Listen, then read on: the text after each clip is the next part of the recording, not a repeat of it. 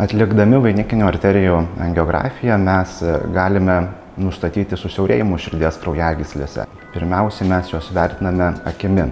Ir tai yra labai subjektyvus vertinimo būdas, kadangi vienas operatorius tą patį susiaurėjimą gali traktuoti kaip didelį, o kitam operatoriui tai gali pasirodyti vidutiniškai išreikštas susiaurėjimas.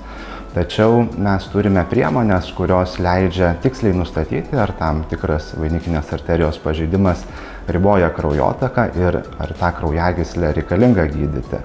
Europos kardiologų draugijos rekomendacijose fiziologiniams tyrimams, tokiems kaip frakcinis sėkmės rezervas ar nehipereminis indeksas, AFR suteiktos aukščiausios klasės ir lygmens rekomendacijos, tačiau nepaisant viso to, šios priemonės naudojamos nepakankamai dažnai. Kitas svarbus dalykas pastaruoju metu sulaukiantis didelio dėmesio, tai yra funkcinės ligos klasifikavimas. Nustatyta, jog jeigu atitraukinėjant vielutę susiaurėjimas yra lokalus, tai vadinasi fokali liga, tokius susiaurėjimus gydant mes galime pasiekti gerą funkcinį rezultatą. Pacientas dažnu atveju turės minimalius arba visai nebeturės krūtinės anginos simptomus.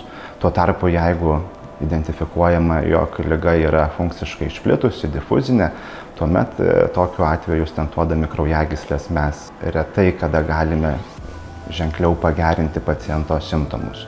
Na ir paskutinis svarbus aspektas tai yra liekamosios miokardo išemijos įvertinimas po atliktų intervencijų. Nustatyta, jog nuo 20 iki 40% pacientų po sėkmingai atliktos perkutanės koronarinės intervencijos, kai rezultatas vertinamas vien tik akimi, turi liekamąją miokardo išemiją ir palikę rentgeno operacinę jie gali turėti liekamuosius krūtinės anginos simptomus, jie turi didesnę tikimybę susirgti miokardo infarktu arba turėti neplanuotą papildomą tos pačios kraujagyslės revaskuliarizaciją. Na ir panaudodami funkcinius matavimus iškart po perkutanės koronarinės intervencijos, mes galime reaguoti ir išleisti pacientą iš operacinės su optimaliu rezultatu. Šiandien susirinkome Klaipėdos universiteto ligoninėje būtent aptarti šių priemonių panaudojimą, gydant širdies vainikinių arterijų susiaurėjimus ir apsikeisti klinikinę patirtimį su kolegomis iš kitų Lietuvos miestų.